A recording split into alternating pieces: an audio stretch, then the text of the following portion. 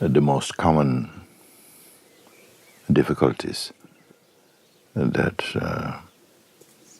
I'm listening to during our time, the opportunity of sharing in satsang, I see that everyone, all the human beings, but let's say all the people who are sharing their challenges is personal.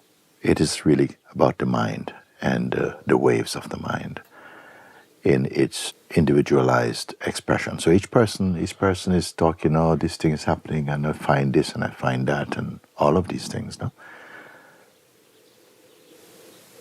In the past, I've looked at each one and tried to support an understanding about what's happening in the moment with your mind. But right now, my advice to anybody and to everybody who wants to go beyond the domination of the mind force, rather than itemizing and saying, okay, this is my particular trouble, and these troubles, they shapeshift from one moment to another thing. So there's no way that you can cover its scope. So I say this thing now, and it's very important, that look at it as the mindscape, okay? Or just let's call it the basket of mind. And see, not just follow the particular stream that the mind force might be following, about a story or some incident or some trouble or some state of identity or relationship, whatever. Just collectively regard this is just the basket of the mind. This is the realm of mind. So don't get into pursuing a particular pathway of the mind because there's no end to it. It will just take another form here and there. And we've been doing this for a very, very long time. No one has been able to conquer the mind in this way. So my advice is to see whatever you're experiencing, it's a mind state. Just be very, very broad about it. Whatever form it takes, it's just a mind state. It's a state of mind. So don't get into itemizing and looking, oh, this is what's happening at the moment. It will just be the mind state. If you have this attitude that it is the mind state, then you don't get into the identity it is a trigger in you to say, okay, this is what's happening to me at the moment, because this me also is part of the mindscape. This is also the mind state, you see. So this is very, very important. Just see it as a state and not as a particular problem. It's all just mind. And look at what is, or be that which is not the mind, which is the weakness, and that which is aware that this is a state of mind. Whether you want to call it mind attack or the mind play, just see it as a collective thing. Don't get into the little streams and try to follow streams, because you will just become entangled and enmeshed in it, and you will stay personal, and the mind draws power from your personal identity. It's supplying the energy to continue to just dance as mind. So just understand that you are experiencing a mind state. Personal, shape-shifting, it's just a state of mind. So if you realize a state of mind, that which is aware that it's a state will not get into what kind of particular state. It's just a state of mind. Just a state of mind. What is perceiving this is the power of just awareness. Plain awareness is not involved in the mind stream. That's what you are, the awareness itself. But the minute it becomes particular, like this, oh yes, I'm just thinking about my family and what's going on in this place and that place, You've endorsed it. You effectively has covered the power of the awareness, because that's what you are, the full power. It's not personal. You've given it a personal name. It's almost a password to become a person, to energize that mind state. You see? So just see, as soon as you start, it's just a movement of mind. Don't believe it and get personal. If you get personal, the game is on. And the person is trying to understand what's going on, but the person and the state are together one thing. In what is this happening? Well, the awareness itself, the true state, is not personal. It remains untouched, pristine, totally peaceful, unshakable. There is no fight. Know that this awareness itself is what you are. Mind states are never what you are. Whatever they say is going on is never to be followed. You see? So this is the first step in conquering and retaining the natural state, honoring the natural state, being in recognition of the natural state, being one with the natural state.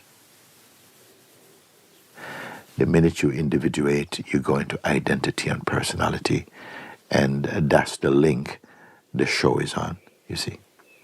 And you'll just have to abide until it subsides by itself or whatever, because it's always changing.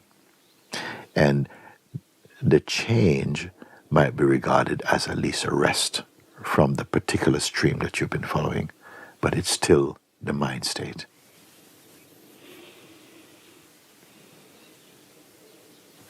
So stay and be aware of just the awareness itself, which is not a state, it's not personal, it has no story.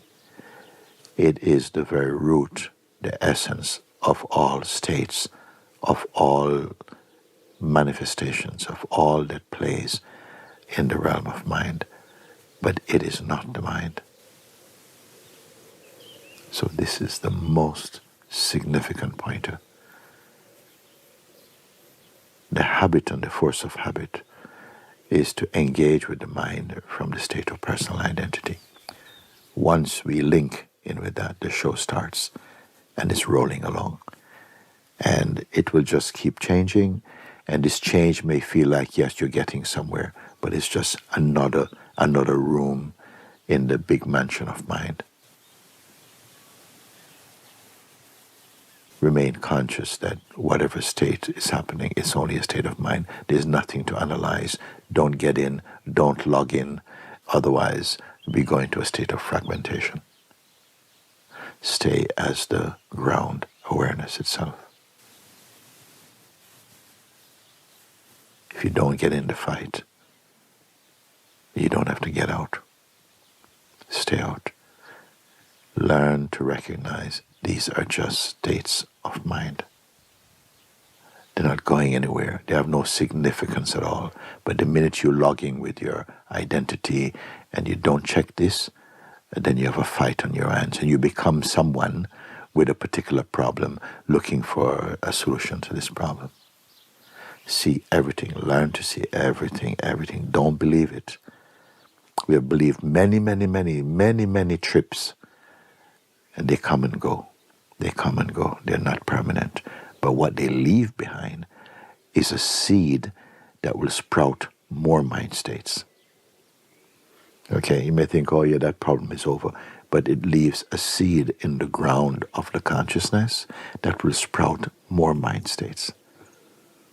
If you know this and stay only as the impersonal awareness itself, you've lost nothing. The power that happens in the mind is that it's very believable. And its effects are experienced in the body-mind. So it feels this is real, this is what's going on. You see, but it's only because you have logged in. You, being the pure awareness, become personal. You bought the story. Oh, I'm just not feeling so good right now. I think it's really this, and maybe I better go and sort this out. And I know I should have done this, and all these kind of things.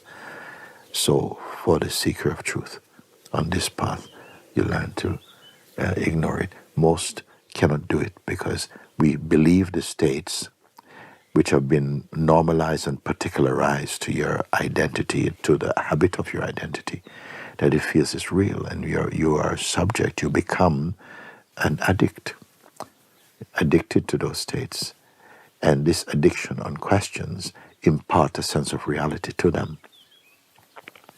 So the one who knows this sees that it's not going anywhere.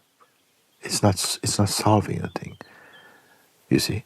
Now you say, but so what? If I have things to do, yes, all this will happen naturally.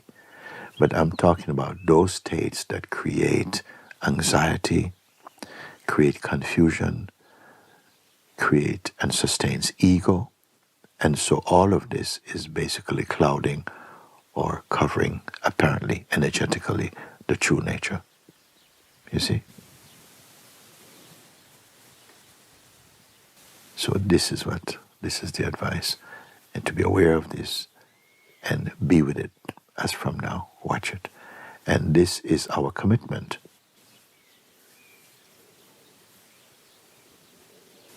And start now. Even by saying these things, the mind pull is already abated. It has nothing. Because now you are alert. You're self-alert as the awareness and not as the person. That's it.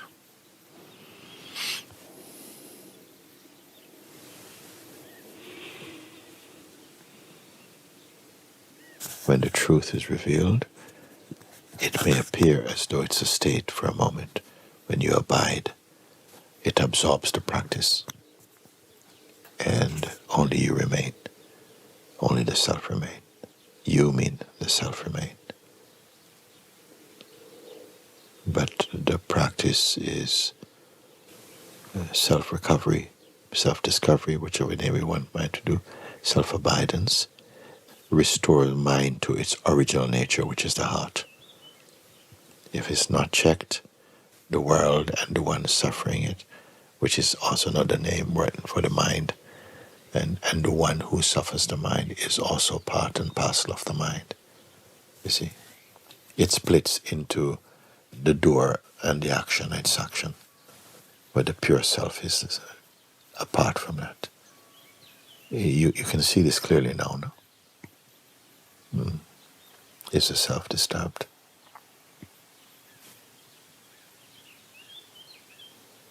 No. So that's not something just to remember, but to applied knowledge. Applied, confirm, verify, and secure your peace. Honor your peace, honor the peace of the self. That is true self-respect or self-honoring. Mm-hmm.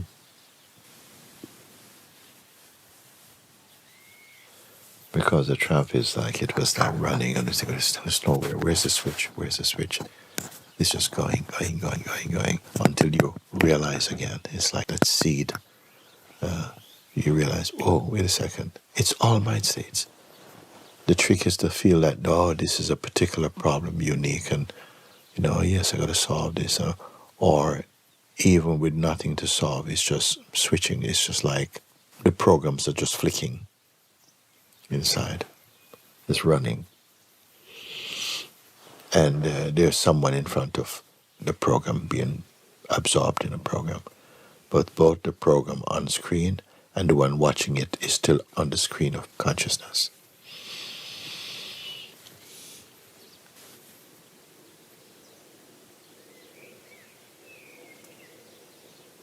Now we are self-aware, not mind-aware. Self-awareness is not a duality.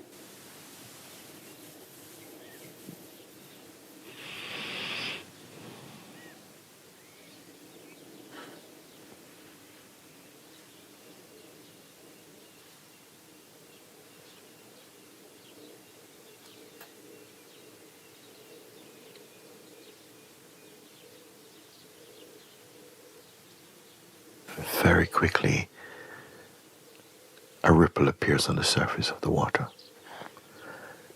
And it's like the arising of mind. And they arise together, the mind and the one who is engaged. But it's only just water.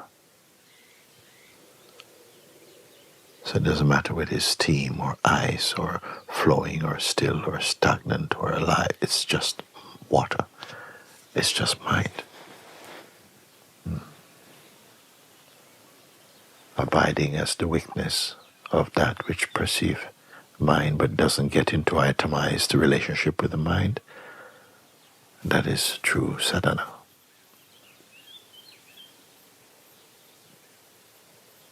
The mind cannot grow, cannot rise. Mind is not suffering this. A sufferer is also mind.